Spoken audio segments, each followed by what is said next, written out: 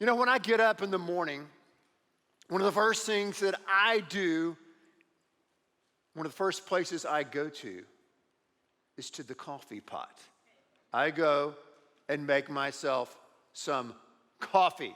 Actually, by the way, just raise your hand if you drink coffee in the morning. Raise your hands. Be honest. Come on. Yeah. That's fantastic. I didn't start drinking coffee until my second kid. Okay? To my second kid, I was like, man, I can't function at work. I've got to have some help. Okay? So, but then once I started drinking coffee, you know, you start off with a Keurig and all that stuff, and then, you know, Starbucks, and then you start working your way to the dark side of coffee. That's where I am now. It's called, someone said it, espresso. Not espresso, espresso. And espresso is kind of like taking coffee in the veins, all right? It's small, it's short, you gun it down, and it's really efficient. So that's one of the first things I do when I wake up. It's my go-to is espresso. It helps me to get rid of the sleepies, you know? Helps me to wake up, and it helps me start to face the reality or whatever I'm going to deal with in that particular day. But we all have things, right, that we go to, not just in the morning, but throughout our day. When we have issues, things we're facing, we'll have people that we go to, right? We may have a resource that we'll go to help us out. Maybe we're in a financial situation. We have certain go-tos to help us out in our finances. We're in a relationship situation. We have certain go-tos. Now, but what happens to us many times in life is that we find a place when we're dealing with what I would call a boiling cauldron, if you would, of emotional problems and issues. When circumstances seem so deep and so dire that many times we turn to what I would call destructive go-tos. You know, level one, you start binging all the time on TV or social media or Instagram, right? You binge watch, you pour yourself all into sports, you doom scroll through social media. That's kind of a level one destructive go-to. Or sometimes you go to level two. Vaping, drinking, porn, shopping, gambling, using. All these destructive go-tos that are so familiar to us in our culture and in our times that actually lead us nowhere. They're go-tos that will actually destroy and crush our life and create a sense of fear and hopelessness and despair. Those are the destructive go-tos. Now, today, we're going to listen to a teacher.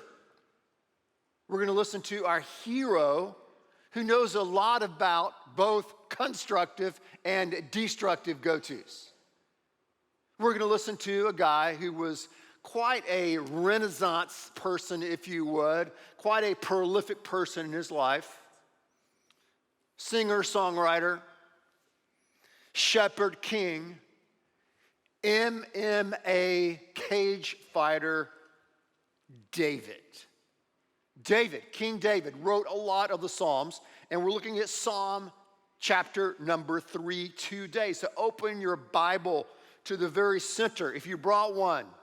Psalm chapter number 3. It's the first psalm with a headline, and we'll get to that headline in just a few moments. But here's what David writes. He says, Lord, how many are my foes? How many rise up against me? Many are saying to me, God will not deliver him. So David finds himself right now in a situation where he is surrounded by problems, pain, and complications. And what he's doing here in the first part of the psalm, and you'll see this throughout many psalms, and this is one of the things that's really interesting about the Psalms is this, is that the Psalms is really an invitation to you and to me to be honest about what's going on in our lives with God. I think sometimes in our life with God and our relationship with Him, we kind of feel like we need to hide things. especially if we have emotions and thoughts and ideas that we feel like that are contrary to what, God would have us think and say and do. The Psalms almost like is an invitation, if you would, to be very honest and very real and very raw with God. So that's what David does, we'll see in this Psalms and other Psalms to follow, is he's really honest with God. He's saying, man, my foes are great. They're rising up against me. Many are saying, man, God's not going to deliver you. Because they're saying, David, we remember what you did. We remember your situation with Bathsheba. We remember this. We remember this. Now you're simply getting what you deserve. Because what was going on in David's life in this context is he had just been kicked out. He was king of Israel. He'd just been kicked out of the capital because his son Absalom had rebelled against him and had taken over and had gathered people to speak against and to take sides against King David. He had to flee the city. And so he had this incredibly strange, brutal relationship with his son and within his family. It was a big, hot mess.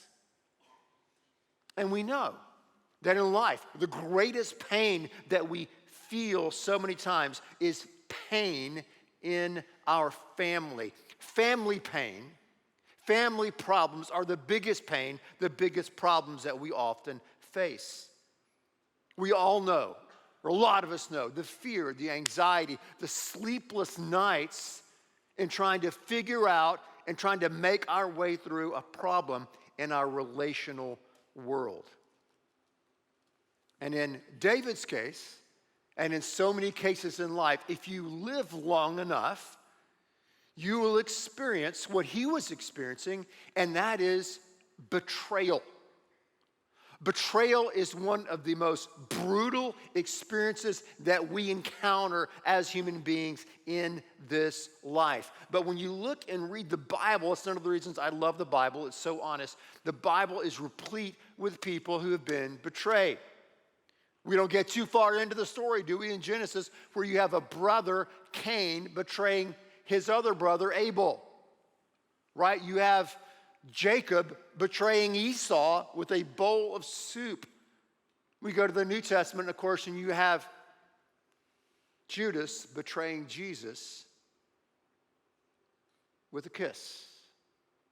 Betrayal is brutal. Arthur Miller said, betrayal is the only truth that sticks. It sticks. And someone can only betray you if you have a love for them, a relationship with them. Someone who you don't know or don't care about, it's kind of hard for them to betray you. But someone you trusted in, someone you confided in, someone you invested in, you believed in, and they turn around and betray you, that betrayal is brutal. David is experiencing betrayal in his own family. And it also relates to his kingdom. It relates to his job, his occupation. So he's in a brutal situation. He's, about to lose everything. He's about to lose his job. He's about to lose his family. He could lose his life that very night. So I'm sure he is tossing and turning and worrying and fretting and crying out and trying to figure out what to do in his relational world, what to do with all these emotions that are bubbling up, what to do with these thoughts, these lies, these betrayals, this revenge, all these things that he's trying to process in his mind and in his heart. I'm sure he's at a point of absolutely freaking out. And he writes this psalm. He pours it out before God, but then he makes a turn, doesn't he? David makes a turn. And despite all of David's flaws, despite all of David's failings, despite all of the problems that David had in his family, David kept pursuing God. Look at Psalm 3, verse 3. It says, "But you, Lord, are my shield around me. You are my glory. You're the one who lifts my head on high." Look at verse 4. "I call out to the Lord, and he answers me from his holy mountain." There's a time to be silent before God. There's a time to be still before God. But we have times and moments, don't we, where we have to cry out and call out to God loudly with our voice. That's what he's doing. He's calling out to God. And he says, he answers me.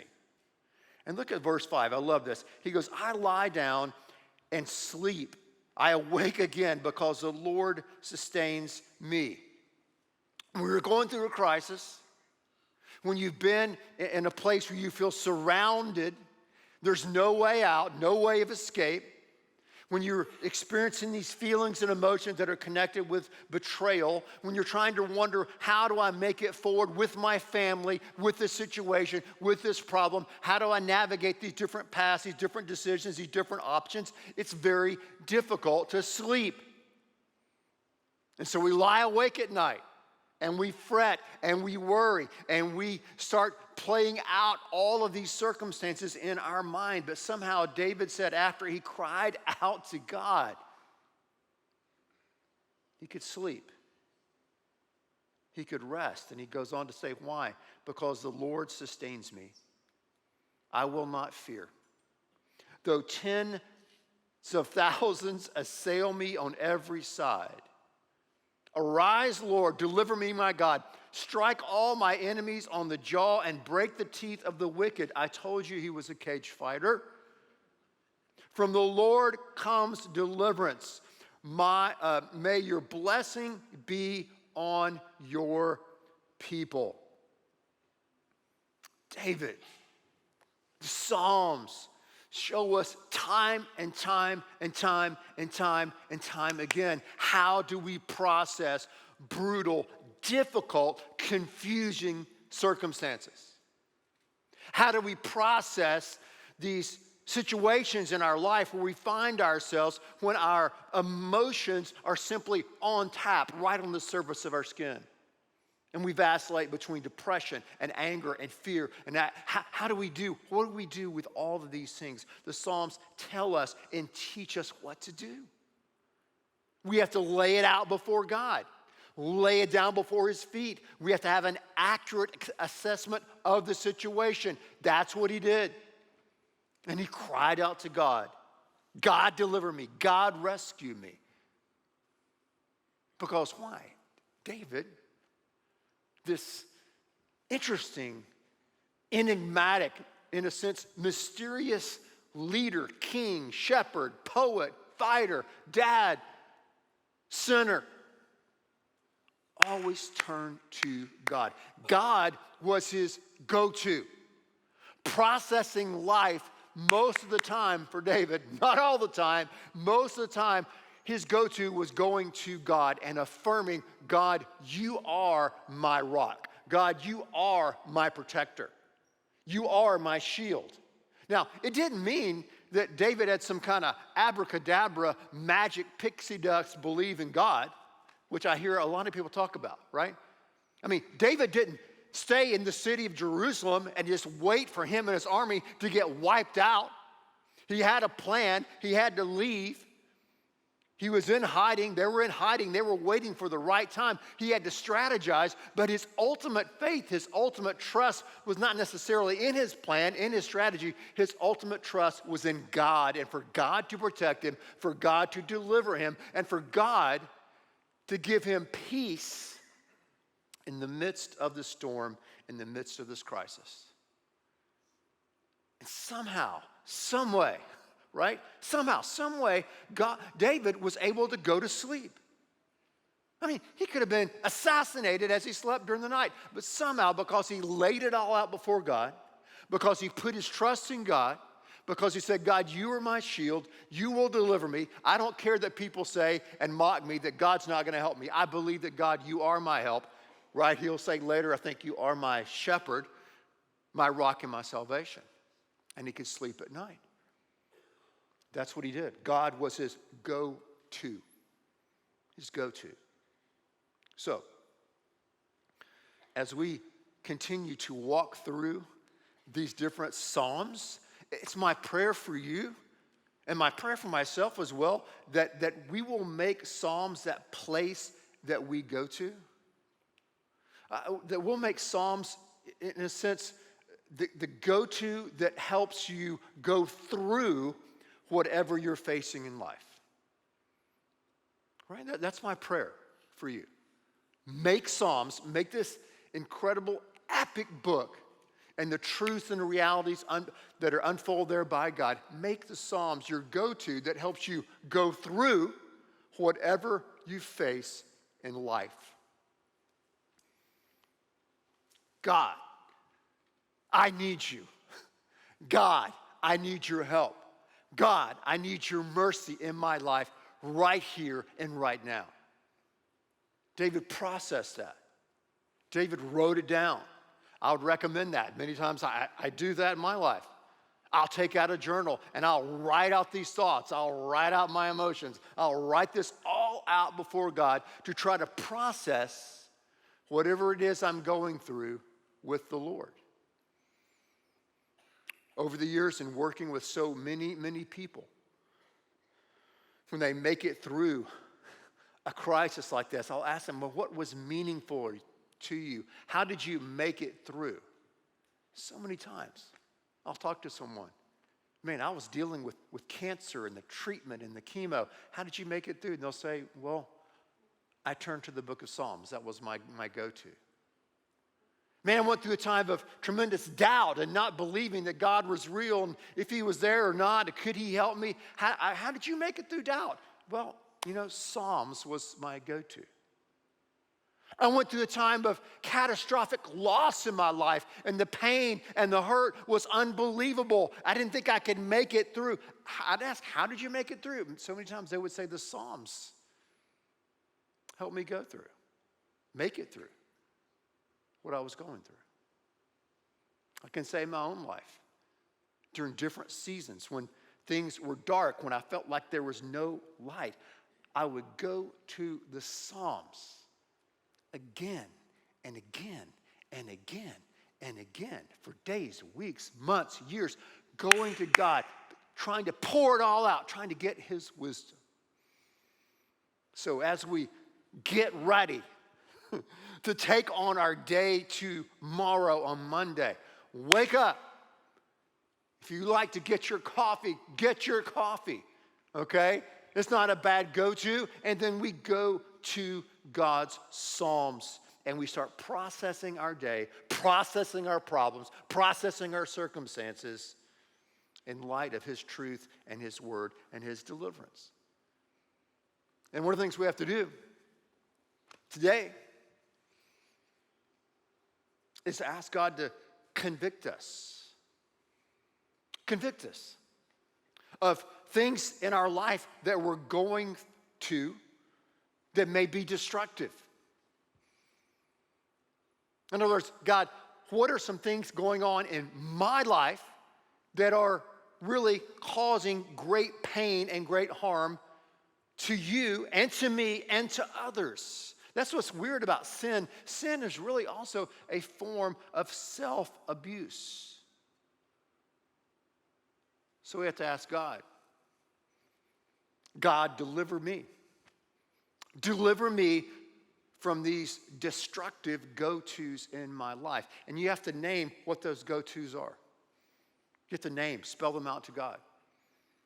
And whatever you do right now, don't elbow the person on your left or your right or text, I sure wish Bill was here, right? No, ask God individually. We all have stuff to deal with. We all have destructive go-tos that we've been to. God, what are the destructive go-tos in my life that I need to turn from, that I need to ask and cry out for you? God, deliver me. Deliver me. And what's so amazing about the Psalms is the Psalms, as you know, are these great poems, these great songs that have been sung by Israel and the church for thousands of years, but they also become what we see the life of Jesus as they prophesy.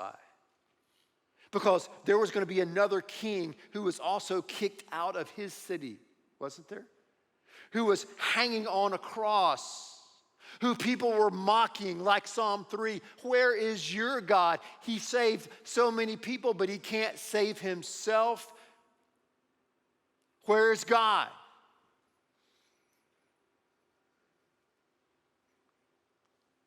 God's on a cross, suffering, dying, working a deliverance for you and for me.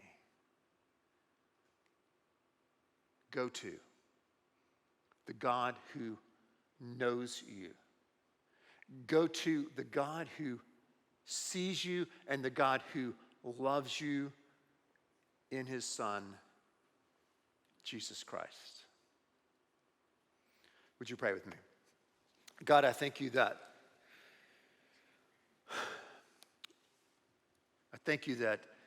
we can come into this place of worship and to seek you and to sing songs unto you.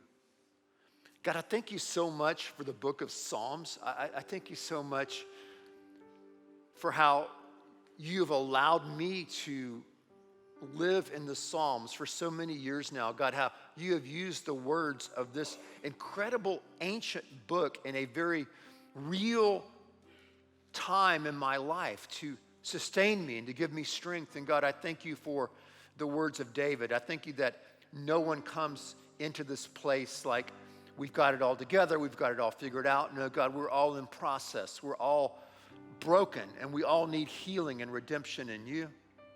So God, I pray for if there's someone here right now that they've never really known what it means to have a relationship with you. They've never really known, God, what it means to have an honest and authentic relationship with you. And God, today you're calling them out to do that. God, I pray that during this time of invitation, they would stand and come down front and make their way, and that they would discover the rescue and the hope and the new path that you have for them. God, may today be that day. Call them out, Lord, to experience your mercy and grace. Lord, there are others here who know you. They know your mercy and grace. They're walking with you. They're simply looking for a church where they can belong and serve and grow, and you're leading them to second. God, may they stand and come and make their way down front and become a member of this, your church family. God, we give you this time of prayer, this time of invitation to you. We ask these things in Jesus' name.